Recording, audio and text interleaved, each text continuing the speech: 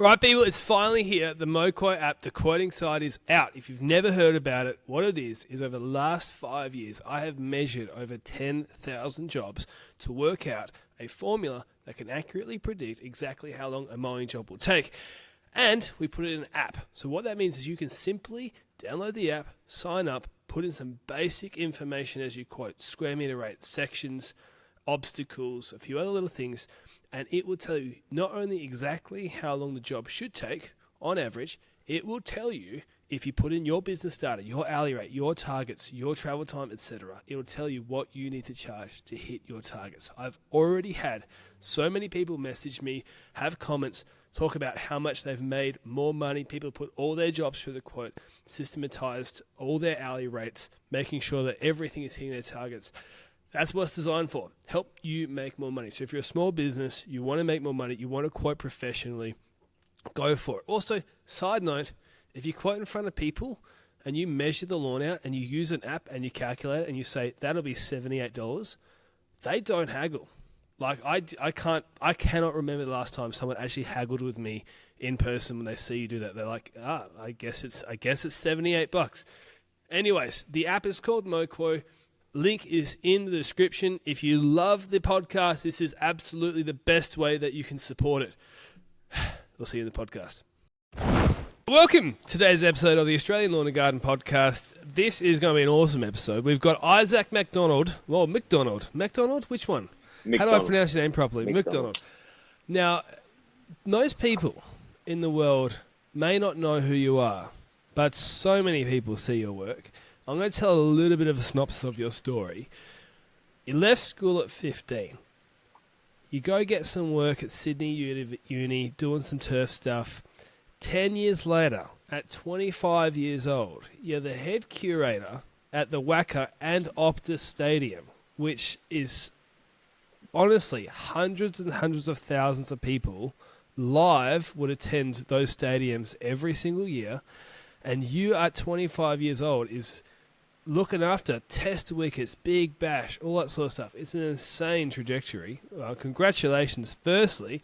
Secondly, welcome to the podcast. Yeah, when you kind of lay out the timeline like that upon reflection, it's pretty quick rise to such a position. Definitely wasn't expected at all as starting as a 15-year-old first year apprentice at Sydney Uni, and didn't even think I'd live anywhere else but Sydney, but here I am in Perth, and really enjoying my time. How good is it not having toll roads? I recently went home a few weeks ago, and I think it cost me like $15 to get into the city and back, and I didn't even think about paying it, and I was in Mum's car. She's like, "Are you going to pay those tolls?" Oh, I forgot they were almost a thing. I hadn't been home and lived at home for that long and just kind of wiped my mind. Our biggest listener base is in Sydney, so let's offend them all. How much better is Perth than Sydney? Twice as good, 5 times as good? No, I don't know. What is your actual opinion? I actually had never been to Perth before moving here, so I had no idea what I was missing out on or potentially missing out on moving here that Sydney has to offer. But obviously the big thing is the beaches, and the weather is so much better. You can wake up in summer, the sun's up by 5, sun doesn't go down to about 8:30. You can swim. It's beautiful. It's a great place to live. Well, we didn't get you talking about the weather, although being a turf curator is guaranteed to come up at some stage again. Your story would tell me on the phone before. Now, I didn't realise I love cricket, and I think I'd pushed the memory of the Perth Test last year to the back of my mind because we got destroyed, but we won the rest of the series, so it's all good. I think most people did. Yeah, we've forgotten about that. That was traumatic, all right? But I didn't realise that you got death threats from people because of essentially how you prepared a patch of, 55, 60 square metres of turf, maybe 100? Like, you get 55 square metres of whatever it is. I'm going to Google this as you're talking. A tiny bit of square metres of turf wrong, and you get death threats. Now, I've done some bad jobs in my time, but I've never had a death threat from a client. So why don't you tell us a story? Because maybe I'm jovializing it a little bit, but that was serious. That's genuinely what happened. Yeah, so it would have been after tea break on day one. Um, Australia had an absolute day out with the ball in the first session. You know, India opting to bat first as well. Obviously, they felt the wicket. It was nice. It was traditional whacker as it could have come. Maybe a touch more grass than usual, but I felt we were in a really good spot to give a really good, even, balanced contest. Obviously, this guy named Bumrah comes out for India and almost makes our quartet of bowlers look 5k slower than what they actually are, and really just controls the whole game with his 6 ball overs that he can. So yeah, it was after the tea break. I think from memory, we were maybe four down for really limited runs. I think you talk to every curator in the whole world, if they're curating 5th grade Premier Cricket or Test match wickets, the curator is the most toughest person on themselves. You throw in 15,000 screaming Indian fans at the stadium, and also a few Aussie blokes who have been on the tins all day, sitting By above, lunch, yep. yeah, sitting above the our turf race where we park all the rollers, and they were really leaning into everyone, not just me, but leaning into everyone. You know, we got first year apprentices sitting there. It's their first Test match for, you know, Indian team. How good's this? And then we're getting sprayed with by people sitting behind us yelling, you know, are you happy with this? I wouldn't be happy with this. I'll bloody kill you if we get bowled out today. Like, they're fair dinkum going berserk at us. And I think as a curator, especially a curator that does media games or televised games, that you kind of really learn how to deal with any talk, positive or negative. It's one of those things where everyone, no matter what happens in the game, is going to have an opinion.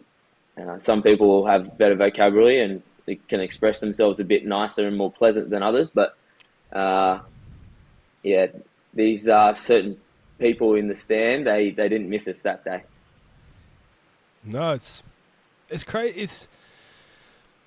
It's an interesting thing because I don't think there is anything so harshly judged. Maybe the greens at Augusta, I don't know, but is there any other turf surface other than Test cricket? You know, obviously it moves depending on where the game is, where grass is judged so harshly. Yeah, probably not, but it's really interesting that you've brought this up, because often what happens is that the players have kind of the similar idea, both teams kind of similar ideas of what's happening, and then you speak to the umpires, and, you know, maybe the umpires are saying, oh, it's actually doing a bit too much, and then it just flows on, and then the general public jump on and say, oh, it's too flat, or it's too paced, or it's playing up. But that's where it comes back to really just blocking out all the comments, especially in Test week. You know, Big Bash to a certain extent, but definitely long format cricket where the players they're the best judges. Some of the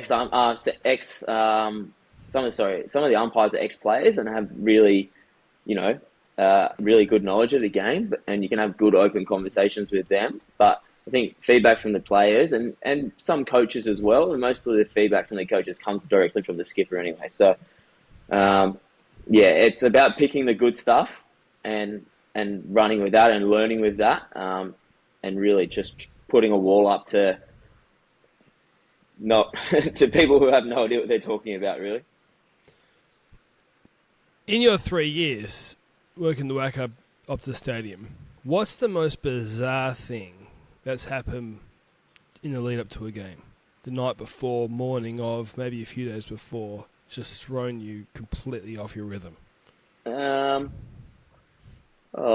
mean, this last Test prep, we pretty much lost the whole day's prep, 3 days out of the game, out before the game to rain in Perth in summer. Like, it was horrible. Like, the sun didn't come out, cover stayed down, didn't even, I think we got the hessian up for about 5 minutes and then had to change that for a dry hessian to put the covers back down again. It just throws in a whole nother way of thinking, and like you think, ads at Sydney and Page and MCG, they deal with that all the time. Like it's another thing they like. I suppose you do it over and over, you grow accustomed to it, and you've got those guys have been around for a long time, so they know exactly what they need to do if the weather is there. Whereas I found myself really like trying to dissect every decision I make to the point where I'm probably overthinking it and make the wrong one. Yeah. So it was that rain really threw us as a curating team. I'm the one that sits on the roll and has the final say, but I've got a great team of blokes behind me. 6 of us in between the 2 venues, and we really, I think one of the really good things about our crew is that the first year apprentice, obviously less experience, but he can have his 2 cents worth of what we should do for this week, and we discuss going forward as a crew what the best way is. Like I'm really, really open to letting our team like be able to think and express how they think that we should go forward on a wicket. So yeah, it's definitely the weather, but other than that, I'm pretty lucky to work at 2 of the most secure stadiums in the country. You can't get into Optus. It's almost impossible to get into Optus without a swipe card, and even then, if you do have your swipe card, you still got to sign in. And the WACA, given all the construction happening at the moment, it's virtually impossible to get in there as well. So nothing too out of the ordinary. It's more just the weather, I suppose. That new playground thing they got at the WACA looks interesting. I think that's a good sort of lunchtime perk for anyone working around that area. Yeah, maybe a big water slide or something, eh? A few of the younger fellas going down in budgie smugglers at lunchtime. We'll have to maybe count them out of the pool, start rousing on them to get them back on the roller or something like that. I reckon some people might call you one of the younger guys, to be honest. You're still not even 30 yet. It's pretty cool. It's pretty cool, man. Do you think, we're talking about the pressure and then that sort of overthinking it. Do you think that the pressure has caused you to get better, or does it distract you and actually make you a little hesitant and then maybe even worse? I'd say pressure, but I've only really started to realise that feeling when making big decisions maybe in the last year and a half. Right. I think in like definitely first year of being in charge of the drop-ins especially. So we hosted a T20 World Cup, hosted a test match, hosted a Big Bash final, hosted a Marsh One Day Cup final, hosted a Sheffield Shield final, all in my first year, as well as a home and away domestic fixture. So I feel like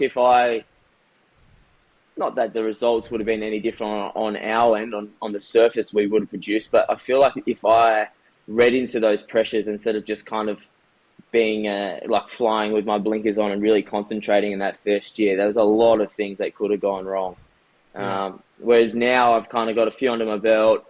I'm a bit more relaxed in my processes, especially on long form dropping wickets, but we don't really host any long form games at Optus at all. So as much as we try and emulate what the whacker is for Shield games on a drop in, it's definitely not exactly the same. So there's still an element of learning and trial and error there, but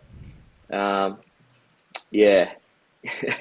What makes it not the same? Because I'll spell it out for people who don't know, but drop-in wickets are basically these big metal frames. If you saw our episode at Adelaide Oval, you would have seen them. But these big metal frames that are filled with soil, right, or clay and all that sort of stuff, and they literally pull some out, which might have had nice green grass in them, and they put in the cricket wicket, which was also nice green grass until you cut it. And the soil is a different type of soil. You want more clay in it. And the reason why they do that is when they used to have, say, with the MCG back in the day, they would have cricket games in summer and then footy games in winter, and it would kind of mess up the surface. So they drop it in and drop it out so that they can have more events there, and you can have sort of footy on a Friday, and then by Wednesday next week there's a test match going on. That's kind of the idea you can do. But because you're dropping and dropping out, you've changed something about how the soil works or how deep it is, or there's something, I don't know, this is what I'm about to ask you. There's something about it that makes it not respond the same.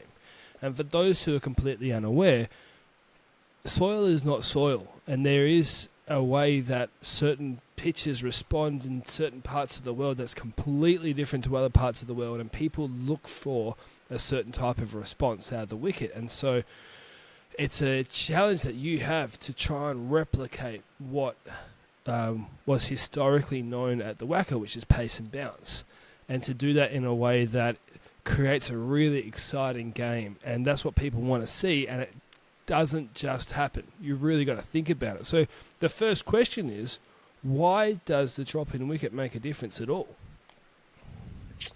Firstly, I think the drop in wicket, you got to think it actually gets lifted out of the ground. So our wickets are about 25 centimeters deep, so really not deep at all. I think that's pretty standard, like drop in tray depth. But considering you think how long the whacker's been there and that turf, it's the one thing that holds the clay together is the root structure, right? So you think there's 25 centimeters of root structure in a drop-in wicket, and you've got to get every single bit of firmness and moisture correct in that 25 to make it really ping as a traditional wicket would, right? Mm-hmm. Whereas in the whacker, you've got, I can't even tell you how deep the whacker would be. I reckon there's bits in the whacker that are like 30, 40 centimeters deep, even longer, deeper of wicket soil, and that means the roots are growing the whole way through. You get so much more squeeze and more moisture, like squeeze out of that, compared to it being in a steel tray that heats up in the first summer. You know, so that's the first big thing. The soil, or what I call wicket clay, is exactly the same as what we use at the Wacker in those drop-ins. So it's sitting around 78 to 80% clay, which is really, really high in wicket soil terms. I know coming from Sydney, the first wickets I was using was the bulleye clay, and that was sitting around like high 30s to oh wow, like touching high 40s. So it was really variable in the product that you actually got. So working in Darwin and working in here also, the clays are quite similar because the clay profile and the clay content is so high. It allows us to get the cracking and get it to a really firm base as well that gives us our pace and bounce. Well, 70% clay means, I think mathematically, you have 80% of all the clay in Western Australia is located in the Wacker pitch, because everything else is just sand around here. Yeah, it's a good way to think of it. No, I mean, obviously there are sections that do have clay, but not a lot. Not a lot in Perth. Definitely not. So 70% clay. One of the questions I was going to ask, and I'm nerding out a little bit here, and that's okay. I can do it on my own podcast. The cracks. I like pitches that crack up, and it makes it really interesting. And there's a certain point, though, where a lot of people get really upset at it because it's like unplayable. But I kind of like that. I don't know why. I'm a bit sadistic, you know. Someone hits a crack and knocks them on the bottom of the chin, and it's almost, a danger to their life. But that's really entertaining to watch. So the thing, though, is that if it cracks up a little bit, beautiful. A lot of people like that. The crack gets, 3 millimeters wider, and all of a sudden, that's too much. And again, it's back to this pressure here. So do you actually have some way of maybe not controlling it, but manipulating it so that it doesn't get too big, it does crack up? Is there a way to do that, or do you just pray and hope? No, there definitely is a formula and a method to the madness as such. You know, we really try and concentrate. So let's just start from the basics for really, really basic cricket wicket, especially in Perth clay. It's not really quite possible anywhere else, but you think cracks form because moisture below wants to escape. So that's how they open. So the cracks form below, the moisture works its way up through the heat, and then as soon as it gets to the top, that's when the crack opens and the moisture gets out.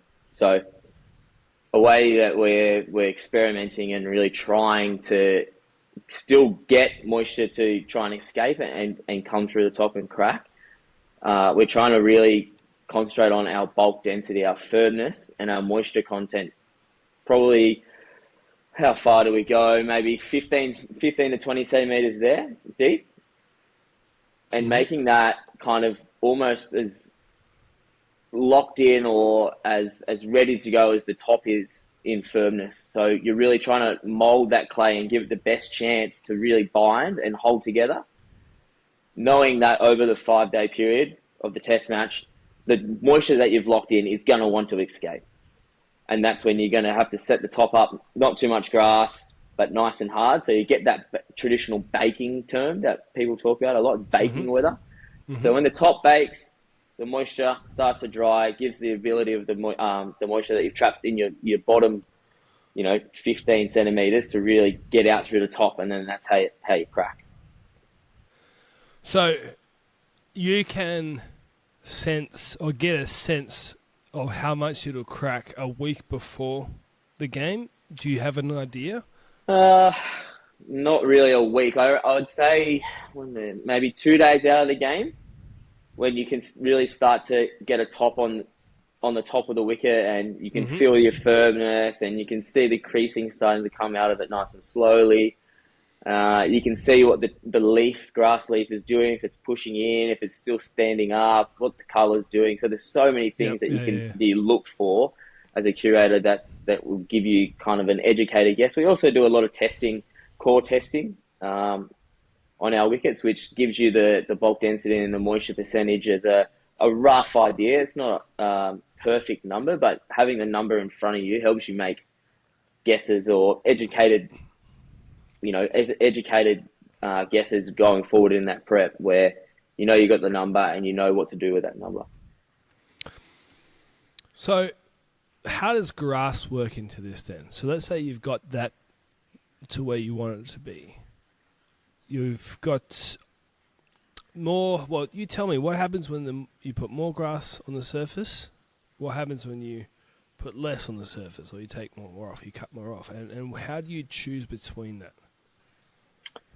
Yeah, it's a funny one. It's only recently I've changed my theory on, especially live grass. There's definitely a difference between dead wilted grass and live grass. Yeah, definitely a big difference. So I've definitely the last maybe 4 years since coming over to Perth and really having good conversations about wicket preparations with other curators, especially the old curator, or the ex head curator Brett Sipthorpe. He had a really firm theory on grass is good. Live grass is good. It's speed and it's bounce. But in saying that, you can also overdo it. You have your grass too healthy, and it does way too much, and it keeps the ball brand new. So it's about finding that happy medium. And I feel like we've struck that definitely at the Wacker in the past 3 years. Our shield wickets were result wickets. Good batsmen we're scoring straight and really playing comfortably square of really good bowling as well. But at the same time, good bowlers were able to put it in the right spot 4 out of 6 times, and the slips are in the game. So it was really good. I'm not going to say experimenting or learning, but it was really good to put our theories into practice and get the results that we thought we were going to get and what we were trying to achieve, which was, as I said, good batsmen comfortable and good bowlers always in the game. So that's kind of where the grass comes into it a bit. Long form cricket, you need to have the wicket last. You can't make a shield wicket like you make a T20 wicket. So big differences is height of cut. Shield cricket, we sit around, I'm going to say 8 to 10 mil of most of the time live green grass, a healthy growing cooch. And T20 cricket, we can sit between, given the time of year, we can go from 4 mil to about 6 mil, probably no higher than 6. But obviously T20 cricket wickets are normally nice and white and have had a lot more rolling done to them, therefore killing the grass or damaging the grass than what the long form cricket wickets are. Do you think there's, or well, who do you think is sort of like the Mount Rushmore of turf curators? Who are the sort of top people when you think of the best? Who comes to mind? Look, I think most of the all of the guys that are involved in first class cricket and Test cricket in Australia, I think we kind of, I mean, it's pretty hard to talk about yourself like this, but maybe me on the back and give me a few more years in the role and really start to settle in. You look at the other guys; they've been in their roles for a long time and have experienced it all. In terms of the playing surfaces that we're able to produce, there's a lot of things that come into it. There's budget, there's machinery. We're lucky enough to Yeah. work in beautiful weather. All these things come into it, but I think there's no doubt that our wickets are a step above. Maybe it's a pride thing. Maybe our blokes are just good at their jobs, But definitely, everyone who runs a test venue and domestic venue really has something to be proud of. I think we set the bar pretty high, compared to everywhere else.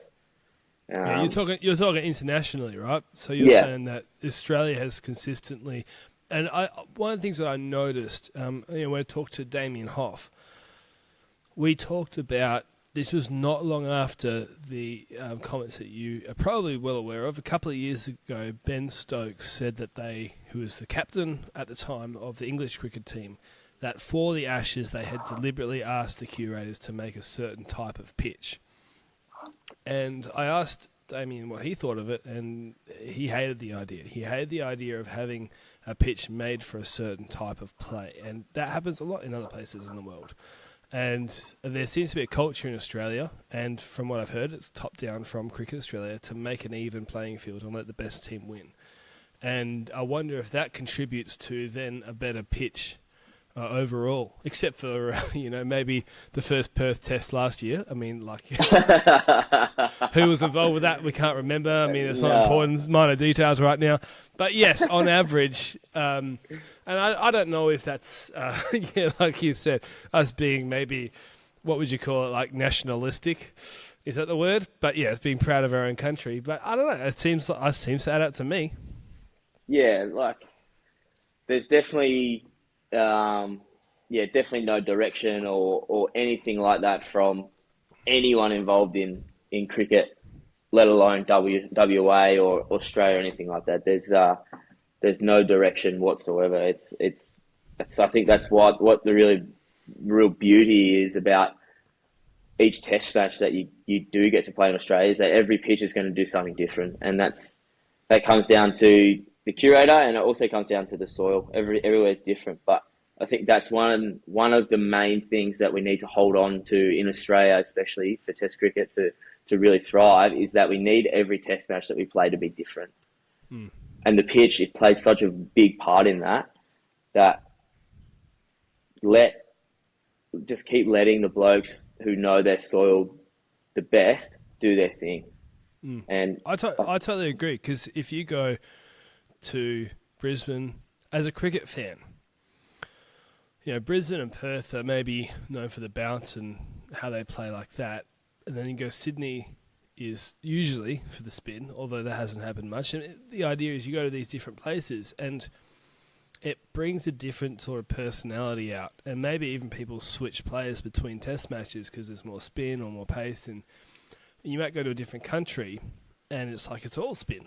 And so once you win the first game, you kind of feel like, well, the series, we know how it's going to go because the rest of the games will be similar, and we just got dominated, so we'll probably lose the other two. Whereas in Australia, it's never like that, unless there's a major disparity between the teams. And the India series is a great example of that, because you didn't know who was going to win that series to the very last game. And like you said, Bumrah did amazing, and without all I'm saying, he got injured. And so without them, they suffered. But the whole time it was so close, that entire series. So, yeah. But do you have a hero yourself? I've got a guess of who your hero is. But who's your turf curating hero, if there is one? I'm not too sure I've got a hero. I've definitely Oh, you definitely do. I'm about to show you who your hero is. I've got some inside information, but yeah, you keep going, and I'll Yeah, tell you what you this will think be later. good. I know exactly who's ratted on me here, and I'll be interested to see what he's come Oh up no, with. no one's mad at it. I've come up with it. I've come up with my own conspiracy theory. Oh yeah. Yeah, Um, yeah, yep. I mean, growing up, you don't really get to a job like I'm in without people kind of giving you really good guidance. So I feel like instead of like a hero or someone that's made good wickets back in the past, I've got a few people in my corner that are pretty special to me that have kind of given me the opportunities that I found myself in. You know, there's a few green ops boys that really pushed me from the start to actually make the leap over here and have a crack at it. And yeah, we still keep in contact most days as well, which is pretty special. So yeah, definitely wouldn't be in such a cool job at 28 without a few blokes that pushed me along the way. That's for sure. Well, I'll tell you who your hero is. You don't want to name him. I'll tell you. I'm going to share. I'm going to share this on the screen, mate. So I was on the internet preparing for this, and this photo of you came up on the screen, and I thought that How bad reminds is me, that? How bad mate. is that? Look at that mustache. Look at that stud there, and then I just want to show you this. Les. Look at Les Burdett's there. Isaac McDonald's there. I almost can't tell the difference. I think I'm frowning more. Mate, when I look at these two photos, is that Les Burdett 30 years ago, mate? I don't know. That's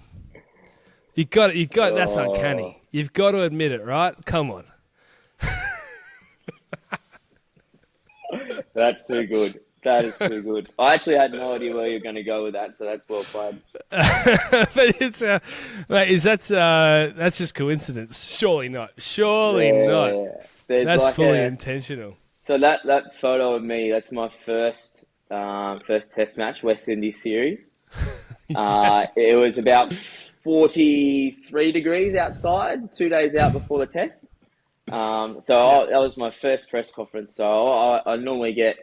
You were nervous, mate. I was well and truly out of my comfort zone. So normally the curator does it on the field, standing on the field behind a banner. You know, there's a few radio guys and the local team there. So whoever thought it was a good idea, it was too hot for everyone to stand outside. So we'll do it in the press conference room. And 5 minutes after me, the West Indian captain Brathwaite had his presser, and then 5 minutes after him, Paddy Cummins has his. So naturally, as you do, the media file in a bit earlier, and there I am sitting in front of about 40 press for my first ever presser, and I'm sweating. It's 40 degrees. I'm feeling the heat, and obviously there's a bloke with a really good camera lens who's just decided to take so many photos of every facial expression I pull, trying to weasel my way out of this presser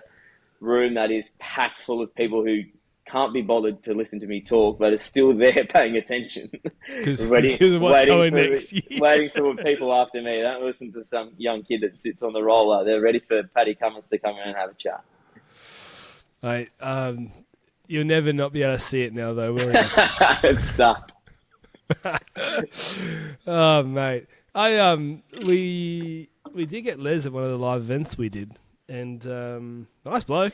I didn't get to chat with him too much, but yeah, it was. I did hear him at one point say to Hoffy, he's like, "Who's this bloke again?" Yeah, classic. We're doing this event with someone. Who is he? I'm not surprised, mate. I don't even know who I am sometimes, but he rocked up anyway and had a few good stories. I find that it's really interesting. A lot of the stadium guys are really quite supportive of each other, which is really interesting because you'd almost feel like your direct competition would be the other stadium guys. That's who you'd be judged against, but they seem really supportive. Yeah, I think it goes back to that.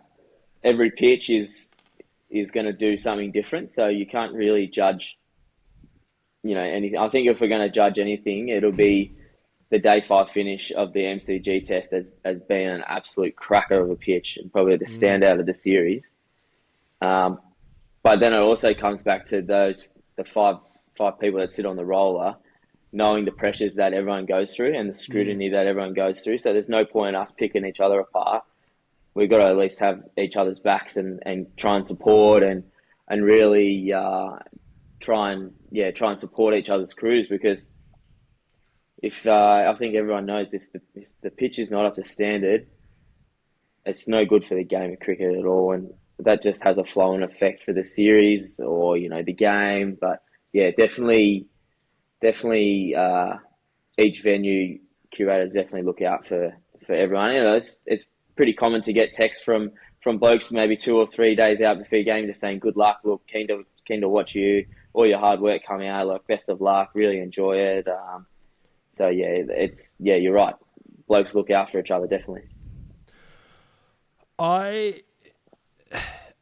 of the things I like to think about here, a little bit of a change of subject, is have you ever thought about the absurdity of your job? Like and the way I think about it, we asked this a few times to people on the podcast, but can you imagine going back to an ancestor 1,000 years ago who's like struggling to make ends meet, farming potatoes or something like that, considering that we're white, it's probably somewhere in Europe. They're struggling to make ends meet, and you come from the future, and they're like, "Oh, this is our great great great grandson. What do you do?" Well, there's like a ball and a stick. Yeah. And you hit it around a big circle of grass, and my entire job essentially centers around about 20 of these games or so every year. Yep. And I get paid a lot of money, and because think about back then, like everything was 4 cents, so like then dollars, and I sit on this crazy expensive equipment, and 50,000 people might watch me do this. And can you imagine just trying to explain that, or to a caveman? Well, and yeah. Funny you say that. Like, I just came back from an overseas holiday, and trying to explain to Americans or like I went to Asia, so Vietnamese people, what my job is. Oh, it was a waste of time because it didn't sink. I couldn't explain it to people at all. Just pretty much ended up saying I was a gardener and I just look after grass. So I'm like, oh, how cool! That's so sweet. Like, yeah. I mowed lawns in high school too. Yeah, and like, oh, it's so cool. It's like I think one person I got chatting to at a bar, they're like, oh, that's like an old man's hobby and you get to do it for money. That's pretty cool. I was like, oh, dude, thanks so much. It's an old man's hobby, yeah. That's what I should title this podcast. Isaac McDonald has an old man's hobby as a job. Yeah. That's got to get the listeners in. That's for sure. That's popular, that one. But it's pretty crazy. I mean, for all the crazy bad stuff that happens in the world, it's still nice to stop and look and go, we're doing pretty well when we get paid to look after grass in such a meticulous way. This is just essentially what we do. Yeah, it's definitely pretty cool, and pretty lucky that we got the shiny big new Optus there, and then get to walk across the bridge and go back to all the history and the Wacker, what the Wacker has to provide as well. It's like the best of both worlds, definitely for me. I don't want to presume what your dating life is like, but for the sake of comedy, I would think it's pretty funny to just try and see someone pick up a chick trying to explain that they're a turf curator. No offence, but... I have a girlfriend, and I reckon that she still has to Google what I do every day. That she has no knowledge whatsoever about it. Yeah.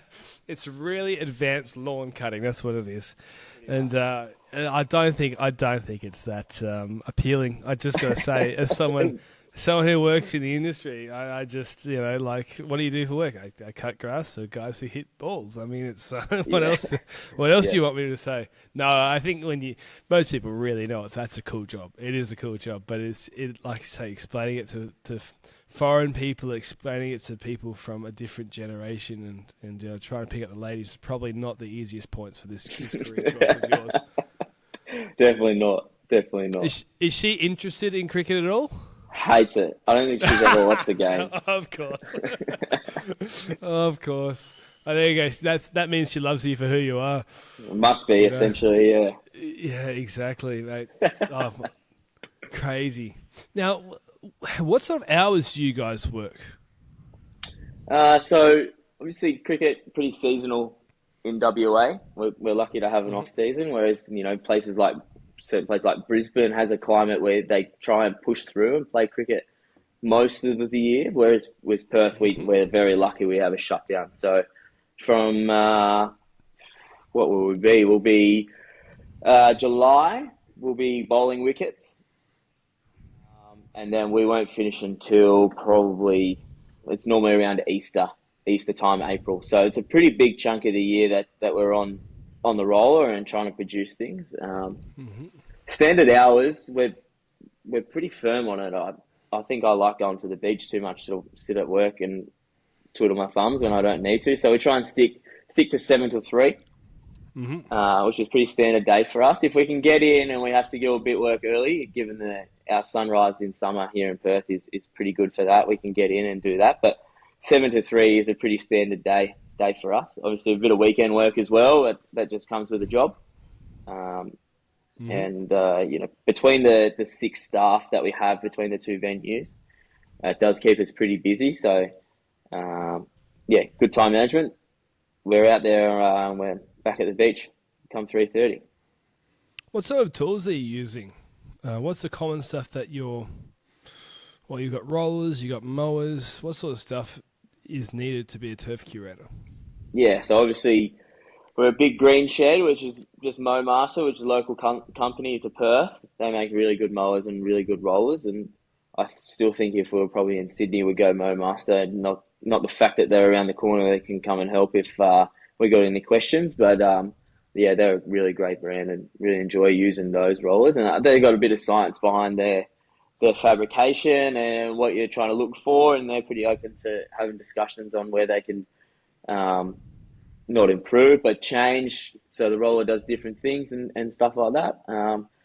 We got lots of rollers, actually 4 rollers at Optus Stadium, all different weights.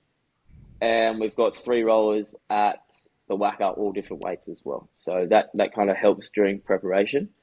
And obviously the big traditional big golf course mower, 5 heads on that. So we use a Toro mower at Optus at the Wacker.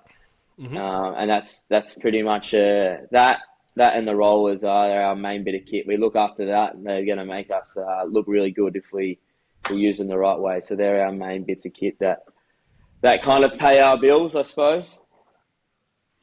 And do you do renovations like that on the turf, like people would, like vertimowing, scarifying? Is it how frequently are you doing that? Do you aerate? Do you top dress? Yeah, it's more like a broad acre turf, like aerating, top dressing is more once a year because we have such a long season. We don't really have a window where we can do a midsummer little thin out. We normally get through cricket season. We would have just finished our outfield renovation. When did I go away? So it would have been just before May, maybe a few days before the start of May. So that's a aerating, coring 2 ways, 2 directions, sweeping up, thinning out, and then a really good top dress of pure sand as well. So that gives our best. We got Cooch outfield at the Wacker, and that gives our Cooch outfield the best, chance of coming back. I suppose we're quite lucky that we got no traffic at all on the outfield from the start of May till the boys are back. Or the girls are back a touch earlier, I think, but it's normally around August. So we've got a lot of time where we can take it right back and just trust our nutrition plan to bring the leaf back through that sand. If you were, or do you get much of an opportunity to experiment with things outside the norm, or is there kind of, stay in your lane, keep things safe, Yeah. Oh, there's no firm word, but I think it comes back to, you pick your times. If you're gonna try something new. You're not going to do it in a Shield game because it's going to be there'll be a few hard conversations after that, I'm sure. But um, you know what? At the WACA, we don't really get the chance. Um, Coming from a background, so before Perth, I was lucky enough to live in Darwin and work at NT Cricket for a long time, and that's kind of where I got my trial and errors out of the way. I suppose I was lucky enough to work on the number two oval, which had a drop-in pitch, which is what they're using on TIO Stadium at the moment for all their games up there. And I think they've got a few internationals coming up as well, which is exciting to see that wicket, see how that wicket performs with really good cricket being played on it. It definitely makes a difference when someone bowls 135 to 140 on it than it does 110 off 4 steps. So we'll see how that wicket really plays. Yeah, I didn't know I was bowling. Yeah, yeah. I mean, 110 still optimistic, but that's your 96 of 2.5 steps. Thank you very much. Yeah. And that's my pace. So yeah, so I was lucky enough to work on the number two ground. Drop-in pitch. It had what we called like an Indian red clay pitch, which is a really fine dust kind of wicket. 2 wickets there, and then 4 wickets of natural Darwin wicket soil as well. So I was lucky enough to really just be in my element out there. So, there was junior cricket being played at 8 o'clock on a Saturday, and they were playing on the drop-in because I prepared it a certain way, and then I would prepare the 2-day wicket on a different pitch, a different way. So I really got to trial and error, and I'm really thankful for that because that drop-in experience, not many people get drop-in experience, and to have that from 22 to 25, it really put me in good stead with what I'm comfortable doing on drop-in pitches. Do you think that played a big role in you landing the job at the WACA? Yeah, I think it exposed me to a certain high standard of cricket where it probably didn't give me any like points towards the gig, but I think it gave myself the drive to be around a high performance environment of cricket full time. So no professional teams in Darwin, obviously, but lots of teams are known to travel up north in the colder months to take advantage of the Darwin climate, which is dry season in winter, and pretty much host their high performance camp or pre-season training. So it was really cool to have teams. I think we had the ACT boys come up, we had Tassie come up, and I think Tassie were probably there for almost a month, and they trained every second day, and it was just unreal to be around that. So I think those two and a bit years where I was around that really gave me the idea and the chance to realise that I wanted to be around high performance cricket like WA cricket and Optus Stadium. So yeah, I don't think it really landed me the job, but drop-in experience definitely didn't hurt at all. One thing that's really interesting about WA cricket is that the Scorchers have a massive following, and then Test match cricket, not many people go. It's something you would have definitely noticed, having worked in it. What do you think's causing that? Oh, poof, mate! I got nothing really on the point. I think what the Scorchers as an organisation have really done really well is engage everyone. Success also brings fans, and we're pretty bloody successful in that orange shirt. It's hard to describe if you haven't actually been to a Scorchers home game in that little Christmas off period time. It's very rare that there's less than 40,000 people in that stadium, and every time someone hits a six, it goes berserk. It's one of still to this day, one of the best atmospheres I've ever been involved in at that stadium is that Big Bash final where Coops and Hobbo turned one on in the last 3 overs. That was exciting. There was 52,000 people there, and that was unbelievable. That was unbelievable, that game. And the crowd, what made it was the crowd, obviously. They got so excited, Optus Stadium is a funny one. Like, it only sits 60,000 thousand at capacity, right? So you lose a few for the side screens and can't go zones for the bowler's arm and stuff. So 52 is heaving for a cricket game. But people think because it's so small, like the stands are right on top of you. Whereas Optus, it feels like they're so far back.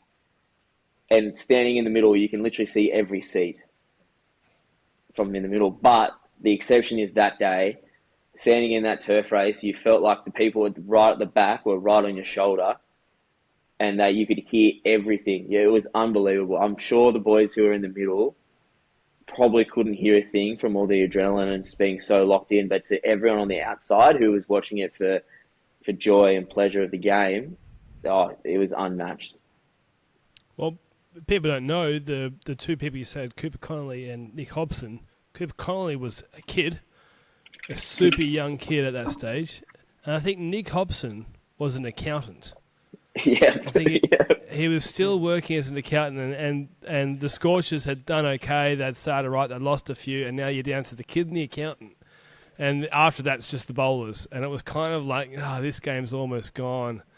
And these guys got some talent. What can they do? And you sort of were on the fence about that. And then people started believing. And next minute, there we child go. And an accountant won the big crash. I don't think Nick Hobson's doing much accounting anymore. He's doing okay with the cricket side of things. But no, very exciting game. But it is. I've been to plenty of Scorchers games, and there's something that's not necessarily about the cricket there. There's something about the atmosphere and everything, and there's a few crazy things that I've seen at the cricket, and it's a live events. I think especially now that so many people live on their phones, live events are just, it's a way to get off your phone, and it's a way to just go and, almost touch grass, even though it's not a real, natural experience. It's funny. Now I hear myself saying this, that it's like going out to a live event of cricket seems like it's sort of like dealing with reality almost, living normal life. Yeah. Do you get engrossed by the game that you sort of forget your job sometimes? Yeah, definitely. And probably starting to learn how to step back a little bit now instead of, at the start of my career, I was so like, we've got to win, otherwise this is a failure. There was no like self-reflection on my process of actually making the wicket. It was all results based, and that's, just wanting to win and wanting the game to be good, and lucky enough being on the winning side half the time. But yeah, it's definitely something, especially in the last year, where our process as a curating team hasn't, or maybe changed, 1 or 2% either way. But we can't base the on-field results on our process. That's a kind of, especially for our younger crew members of our grounds team, is that all they know is winning. We've won everything. And the time, as soon as we lose a game or, the result doesn't quite go our way, we're like, oh man, we must have stuffed up, because we didn't win. I was like, well, it's about realizing that we're not always going to win. The process that we didn't change. Sometimes it's just the way the game is. Are the cricketers talkative with you guys? Do they try and get some inside information on how the pitch is going to play, or are they just genuinely curious? Yeah, most of the fellas, pretty much all the fellas. What am I kidding? Most of the fellas, yeah.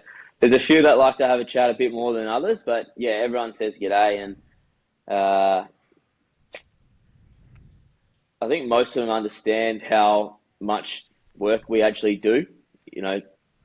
We're there on weekends, we're there on Sunday afternoons, so I think it's a bit of a mutual respect. We see how much work they put in to get their bodies right and score runs and take wickets, whereas they're pretty thankful, and mutual respect is a big thing. It's definitely at WA. Lots of blokes and the same as the female program, they understand how much we do, and we understand how much they do. It's a pretty cool place to work. Everyone's pretty friendly, and it's pretty rare you walk past someone and they don't say g'day and how was your weekend.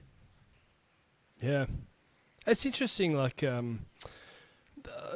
some of these guys are making insane dollars. Insane dollars. But I feel like there's a different culture with, like you see in America with some of the NBA or NFL players. Now, they're making a lot more. But there seems to be a different culture. Cricket guys seem, for the most part, to be quite down to earth. Yeah, I agree with you. I agree with you. You know, it was pretty surreal the year that Greeny signed his multi-million-dollar deal with IPL, and then he's at the whacker nets the next morning having a net saying g'day, thanks, these wickets are great. You know, this is perfect. Have a good day. Like they're just normal people who know how to belt the crap out of a ball and throw the ball really quick. Like that's genuinely all they are. Like they're just really good women, really good men who just like to play cricket and are bloody good at it. If someone was, changing subjects a little bit again, if someone was to shadow you for a week, or they were to, somehow have a look at your schedule and know everything that you did work-related, what would they be surprised by that they didn't expect you would be spending so much time on, or something that you do that is unexpected? I think probably in Big Bash season, how much time we actually spend on the roller. It takes... We can roll out a Big Bash wicket in 4.5 days in perfect conditions, happy with the moisture. Sometimes a bit longer. Like, for example, the T20 World Cup that we hosted, I think we hosted that in October. We had horrible weather. The wickets took almost like 9 days to make a T20 wicket then to be up to standard where we were happy. So 4.5 days, 5 days, a lot of rolling, whereas probably be like the opposite where test match comes around, how limited time you actually spend on the roller would probably catch people off guard, I reckon, in test prep. So when you say 4 or 5 days, are you like the entire day is on a roller? Oh, not the entire day. Maybe one day out. You're really going to squash it with your heaviest roller for about 4 or 5 hours. So you're literally just going back and forth on a 20-metre run. Yeah, almost going less than a kilometre an hour pace as well. Like really going so slow. You just roll and roll. Yeah. And roll. Yeah.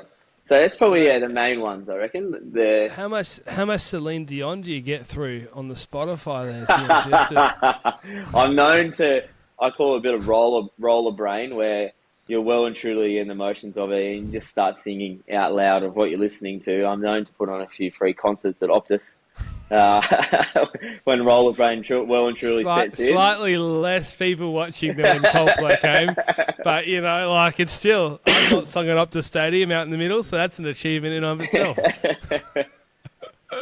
Exactly right, mate. So that would be so monotonous. Yeah. I wouldn't want to be anywhere near the front or the back of that roller, because I reckon if I was on that and you walked in front of me after 3 hours, I mightn't even notice you were there. Yeah. Sometimes you can find you like obviously the edge runs when you go along the string. It's like peak, switch back on, don't stuff up. But through the middle, especially if you're doing like half barrel widths or quarter barrel widths, it's back to autopilot after that. One of the questions I was going to ask is, you've obviously got to get the roller from the edge of the stadium out to the centre, right? Mm-hmm. Do you end up having to aerate that patch because it's just gotten compact from you continually going back over it? You do over time. Definitely does make a difference. We try and, especially not so much where you enter the stadium, because most times you're restricted to the gates. So you do change gates, but definitely what end you go on the wicket at. You try and change. You think the umpire is going to stand right where you park the roller and go onto the roller, so it's already going to be hard. Bowlers are taking off. For some reason, when the trainers set up drills, they like to be as close to the wicket as they possibly can. So it's normally a high traffic area. So you try and change what end you enter the wicket on each day. But yeah, definitely over time, you definitely got to punch some holes into it. These rollers, I'm just getting some pictures up now. I was talking to Luke at MoMaster, and I was talking about the World Cup that was in America, and he had some conversations with some people over in America who were basically saying like, "Oh, why don't we just use a construction roller? Like, why do we need a specific cricket roller?" I'm going to put back on the screen. Hopefully, I don't test the internet out here because it is raining cats and dogs at the moment outside. That does Yeah, I'm getting it too. Which is good. We haven't had anything for such a while. Yeah, it's perfect. All right, so on the screen here is a construction roller, a small construction roller, and here's the. Well, I should have got the picture up a bit better. Well, open image in new tab. There we go. There is and there's your stadium. That's it. So that is a cricket roller from MoMaster, and that's a construction roller. To the untrained eye, which is my eye, I mean, there's big wheels at the front, or big rollers at the front, big rollers at the back. A guy sits in the middle. One's orange, one's green. I don't. What is the difference? I don't know. I can't. But having said that, I have never seen anybody use one of these, and I betcha that whoever is on the finances at the stadiums have asked that question too. You know, they want to save a little bit of cash money. So, what is the difference between a roller like this and a construction roller? Yeah, it's not very common that people actually use them on wickets. I think the big seller for using a construction roller like that is the weight that they can, ship them off at. You know, that's probably like a 4.5 ton roller. But realistically, you're probably not getting 2 tons of press there on downward pressure. Whereas the MoMaster one, that's the outfield roller that they use. So the wicket roller is literally just that in half. You see how it's a real long barrel. Yeah. So that's the outfield roller that they use on the outfield. So the difference is obviously the front roller is a lot smaller than the back one in terms of surface points, in surface tension down. So that's giving that back roller a hell of a lot of squeeze, downward force. And the other thing that is heights that they sit at as well. That gives a big difference to downward pressure and downward force, which is really what we look for in a good roller on cricket wickets, because that's essentially what you're trying to do. You get most downward force with your squeeze with your roller to squeeze the water out of the clay, right? Right. So So it's more about squeezing the water out than it is about compacting the soil. Oh, a bit of both, but you roll up and down, especially when you're really wet. It's a really good way to explain it to people. When you're really wet, you can see the water rolling out of the surface, and you think, okay, less water means drier means harder. That's how you get your wicket. So how much do these guys weigh? I'm not too sure on what the outfield one weighs. I have seen the boys try to turn it, and it doesn't turn very well at all. As in manually? Especially on the concrete, yeah. The steering wheel, it's a bit hard. So I'd say that our stadium roller, we've got actually steel billets which are welded on the inside of it. So as well as filling it up with water, as you can see with a little silver bung at the back there that fills up with water. Mm-hmm. What the boys of MoMaster did before they put this side panel on as welded steel billets into the drum itself. So I think we have 3 steel billets weighing 200 kilos each in the back of our heavy roller at the stadium. I reckon we touch full of water. We'll probably touch 3.4 tons of weight. Right. Which is a fair amount of weight. If you run over your foot, it's split one of my composite toe shoe caps before. What are you doing with your foot so close? I wasn't testing it. Maybe roller brain. Let's just blame that. Mate. No broken toes though, or no blood. It literally just put a little stress crack in the top of my shoe, and I thought, all right, won't be doing that again. Good job you were in those shoes. Yeah, always. Mate, no, you don't want to be doing thongs and that. Although I do feel like, honestly, sometimes my back's a bit tight. You run that over it. I reckon you'd get some almighty chiropractic cracks out of that back. I think I'd be good for about a year. Could solve a few people's issues. Yeah, no doubt. That's it. I mean, that's the next scam that's going to come up. We'll roll your back out with a moment. Now, have you got the electric ones?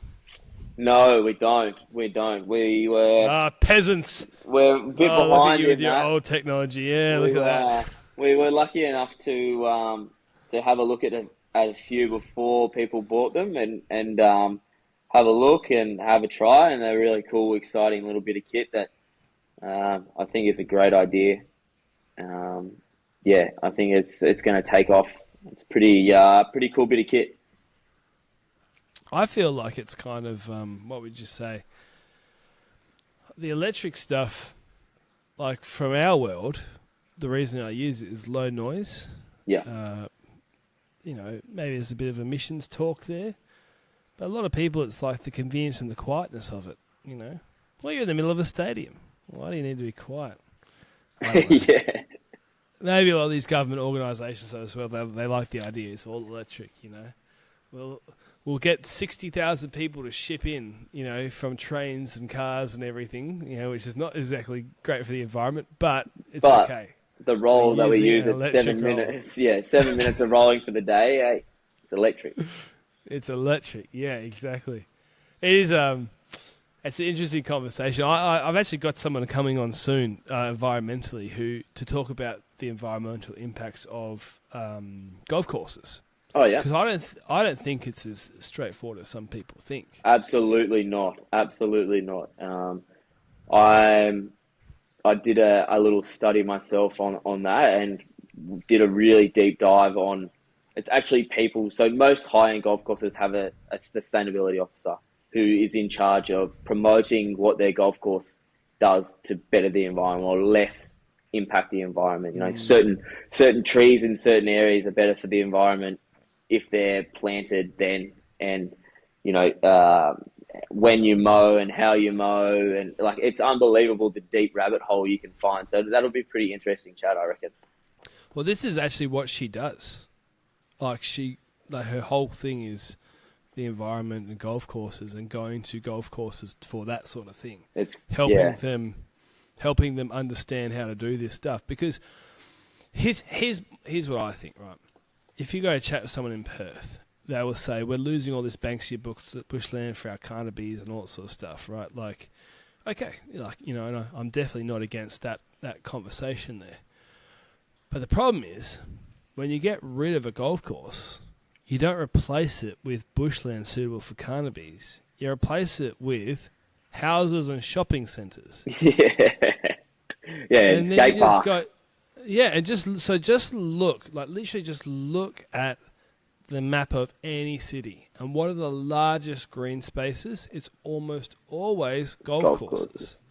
And you're Perth lucky that we got Kings Park and the beautiful foreshores, the South Perth foreshore that goes for forever. Yeah. Beautiful big, but you get rid of that. And what else is there that's green? Not much, man. Not much. Hopefully the whacker and off the stadium most of the year.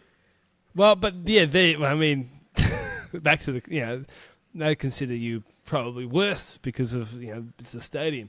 But no, I'm open-minded because I don't know exactly what her position is on every little issue, but I would actually be interested to hear what the actual science is. But even, like I said, if you said, what's better for the environment, say, a native bushland or a golf course, you'd probably go, well, native bushland. But what's better for the environment, a golf course or a shopping centre? Yeah. Well, it's just the fact that there's trees and grass. Another thing that's really underrated is if we get rain like we're getting now, if all that rain falls on a road, it's going into the stormwater drains, it ends up in a river. If that rain falls on a grass or a natural bushland, it actually goes into the aquifers and seeps through. So that's another thing. Anyway, that's a conversation for a couple of podcasts from now. So yeah. Do you get some interesting climate conversations working you're working for a contractor, but the government's sort of involved in these sorts of things, and there's some interesting ideas. I don't know if you've noticed, the government does have some pretty interesting ideas sometimes. But I don't know, does that ever get to your ears? Not to a certain point where we have to action certain things and not use petrol rolls and stuff like that. I think more climate conversations that we have are between ourselves, and I think definitely in the last 4 years we've noticed that the rain is coming later and later, and the colder months are kind of pushing earlier or pushing later in the year as well. Like the seasons are definitely changing. To the point where we were still getting 30s like back end of last week, start of last week. Like it's May, and people walking around in shirts and shorts. I went for a swim. It's May 29th. It's May 29th today. So definitely like undeniable that it's definitely happening. Like climate change is a real thing, but in terms of any directive and from higher up, definitely not. It's more between ourselves. Obviously, we're trying to be a bit more sustainable, use less chemicals, use less fertilizer, use less water, but still have that happy medium of giving a international standard product. Talking about fertilizer, I was going to ask you as well. Like you've talked a lot about what would be classified as cultural practices to get the pitch good. Are products important? Fertilizers, wetting agents, soil amendments, root stimulants, things like that. Yeah, we definitely have our favourites that we use because the results that we get from them are really good. Like we have a good mixture of liquid fertilizer and granular fertilizer. One of the big things that we look at before we applicate is the salts. Obviously, salts can be high in a lot of fertilizers. Putting them on sand, which is most landscape in Perth, is not the worst thing because you're going to get that natural flush with the water. Whereas clay doesn't go anywhere; it sits, and that influences your growth and recovery of the couch grass. So that's one really big thing that we really take into account before we do a fertilizer application. And even like putting too much upfront nitrogen on couch when we're in cricket season, that can change your grass, especially if the cover. That grass is going to grow in 2 days, and all of a sudden you got your vertimower out and you're thinning out what you just wanted to grow, and that just comes back to the sustainability. So it's funny how it always kind of, when you become aware of that sustainability topic, how much it actually comes back to your cultural practices and what you think is going to help the grass in the longer run as well. I do think that that's an interesting subject. When you talk to people about fertilizers and leaching and things like that, right? Like a lot of the people who are doing the high-end stuff, like we talked to a golf course superintendent the other day, and they are spoon-feeding because they're not trying to be environmentally friendly, although that might be part of the conversation. They're just trying to not grow thatch. Yeah. And the old mindset of just throw out as much, to make it as green as possible. I mean, some people never had that mindset to start with, but it doesn't really exist. Homeowners, yes. I've seen a lot of homeowners just throw out some product and bag of urea on the front. Mate, 2 bags, 15 square meters too, mate. It's a top dress. We'll get the leveling, rake out for the urea and we spray it on the lawn. Look, anyways, it's but yeah, there's a natural incentive to not use chemicals, but it happens even more when you educate somebody. This is not good, I was spraying my front lawn with iron yesterday. Yeah. And it's an organic product, right? The one I'm spraying, and I was just doing it in shoes, and I forgot how much you get on your shins. Like I don't have pants on, and it's been a while since I sprayed without pants on, and I come in, my legs are orange. I washed it off straight away, but I was like, man, when I was a young warthog, I used to do a lot of spraying with just my shorts. Oh yeah, and people before you and I, imagine what they're there was no restrictions on what you really could buy to spray on grass back in the day, and those blokes were probably Yeah. spraying it with thongs and a cigarette hanging out their mouth as well. Yeah, that's true. I really wonder all this stuff about, say, like I watched a documentary. You would know the chemical mancozeb. Yep. I watched a documentary on, it was from Europe, on farmers who were all getting sort of the same sicknesses, and the sicknesses were, I can't remember what they were. It's quite a few years ago, but basically the sicknesses were far more popular in farmers than they were in other people. So they were like, well, something the farmers are doing. And they were interviewing people, and they're like, well, mancozeb's one of the things that potentially is causing this. There's a few other things.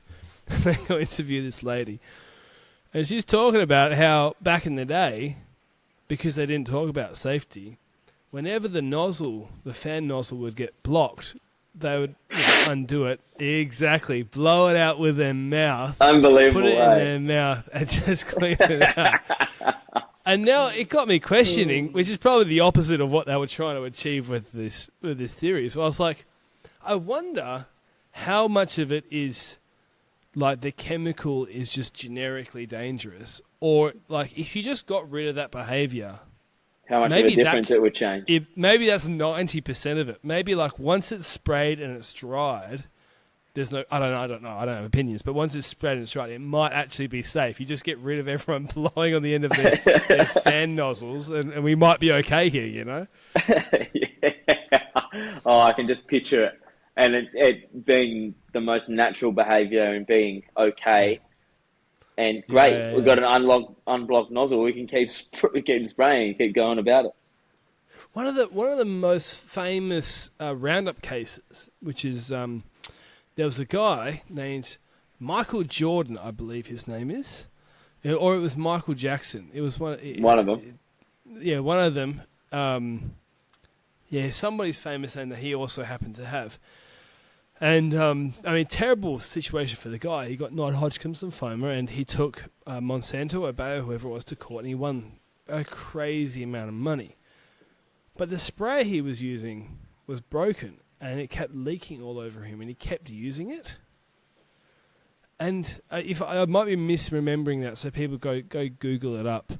And, I mean, I might do that while I'm doing this, but it's one of those things where, okay, I can understand, okay, if it does cause it, but then also, like, you were using a broken spray and you kept going and it was getting on you. Like, I don't know how to feel about that. Yeah, you could feel it going on you. Why don't you do something about it? Yeah. Until it's too late, obviously. I'm just Googling this. Do you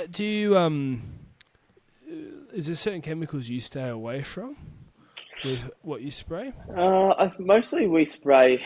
It's not pretty dangerous. Really, you still get suit up and do all the precautionary stuff because obviously people before us have learnt those lessons the hard way. And it's one of the big things that we try and push into our younger crew that you just look after yourself because you're going to have to work until you're probably 90 the way things are going. So you got to make sure you're still around to do it.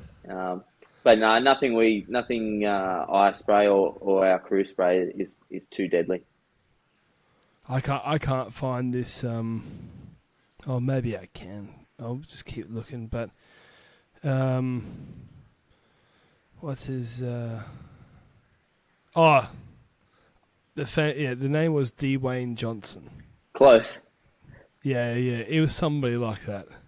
$78 million is what he was awarded, and I'm not sure what the I don't know the details of it, but yeah, I'm pretty sure from memory it was broken equipment. Yeah, wow. So, yeah, interesting.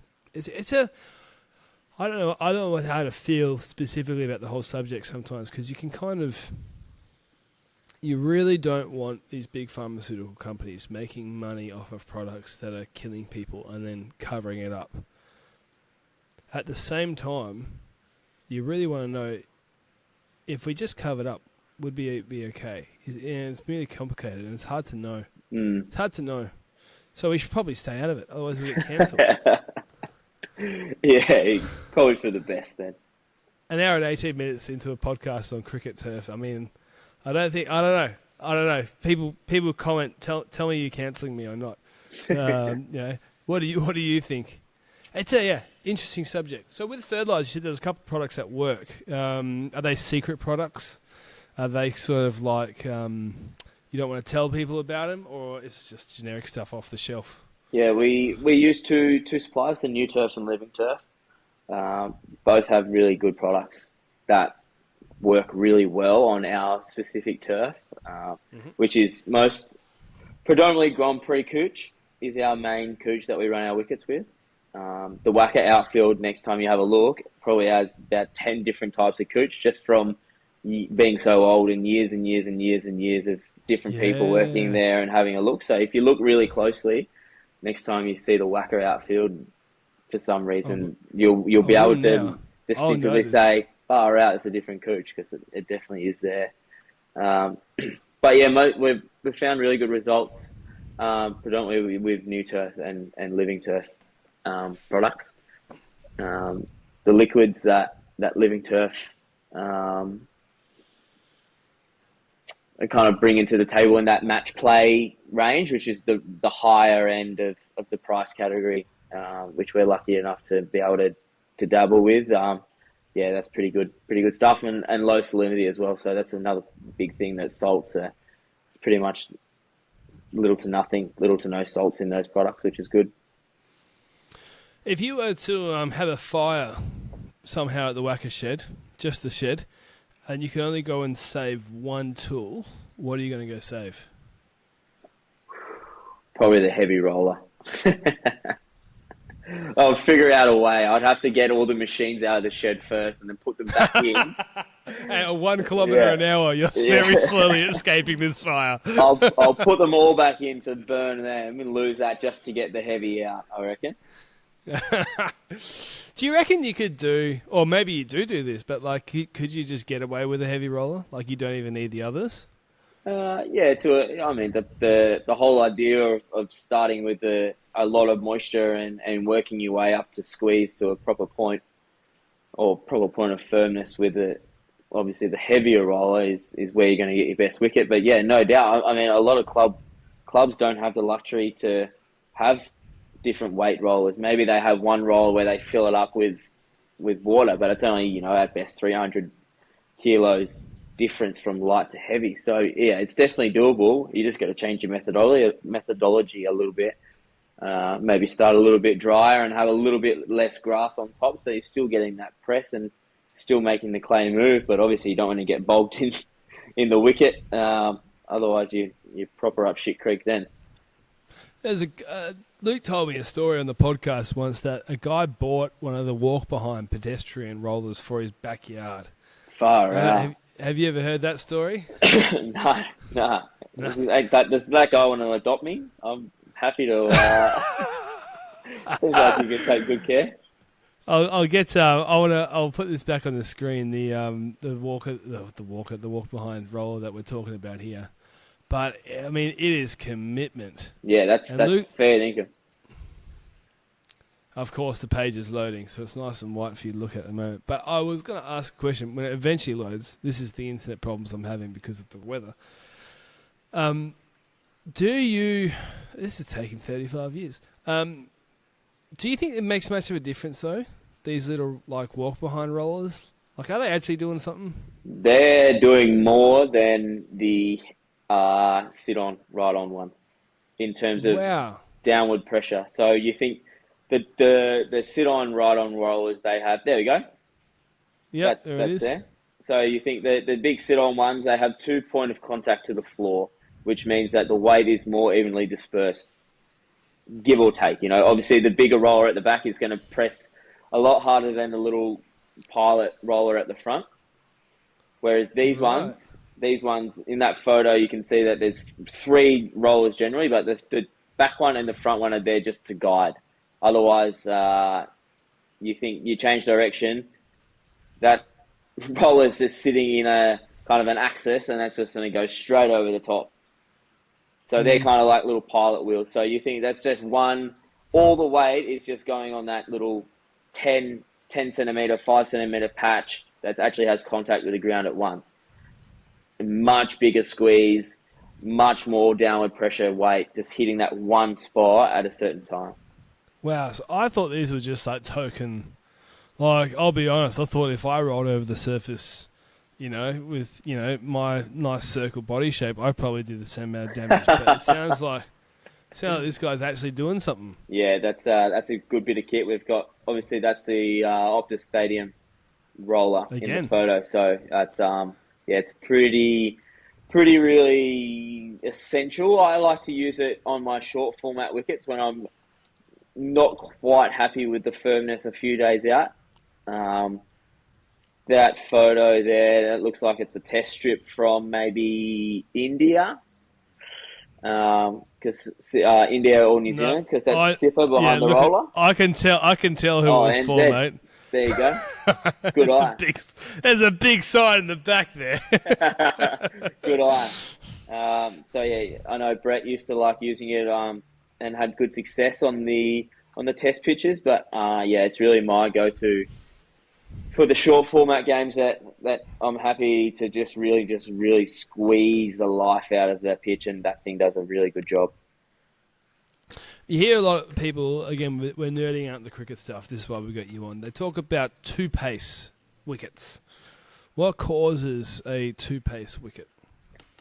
It probably comes back to the curator's like watering evenness, I suppose. You think, well, that's one of the things, I suppose. Or watering healthy grass compared to a little dead spot, that's going to make the ball do something different. How healthy your grass is, if it hits a stole on, it's going to really pop, or if it just hits straight leaf, it's going to kiss and bounce off really nicely. There's a few things that come into that two pace, but I think most of it comes down to your evenness of watering when you're hand watering. It's so common in people who are learning just to skip across, and although they're walking nice and slow and an even pace, their arm movements maybe doing half the wicket, and that's what they're happy with. And obviously when you're rolling, come back and roll, you're going to have a lot more moisture content in the bits that you've doubled up on compared to the bits that you've missed. So yeah, I'd say moisture, evenness, grass health, as in terms of bare spots or leaf coverage, and thickness is the other one. If you know you're going to hit a little stole line, that's going to ping and make the ball do heaps. Where if it's just going to hit perfectly manicured cooch leaf, it's going to be beautiful. So you hand water everything? Yeah. Yep. So why not create a watering system that will water absolutely perfectly? Well, there are certain things that you got the Sumi Soaker hoses, which are just the hoses with heaps of holes in them, and then you hook it up and it spurts out. Like an old sprinkler thing old man used to put on the front lawn or the slip and slide. Yeah, we run through it in our undies, back in the day, yeah. So there's products like that are built for, industrial pressure that are 30 meters long and give you, 6 meter wide throw. Like we've definitely got those. We've got pop-up irrigation sprinklers around the wicket block as well, but it's all to do with a certain type of watering that you want. Obviously, soaker hoser is in the name. You're going to soak that. You really want to get the water through the profile, whereas a hand water, 8 out of 10 times, you're just trying to water that top 2.5 centimetre, keep that leaf alive. So it's different purpose of water, especially in cricket wickets.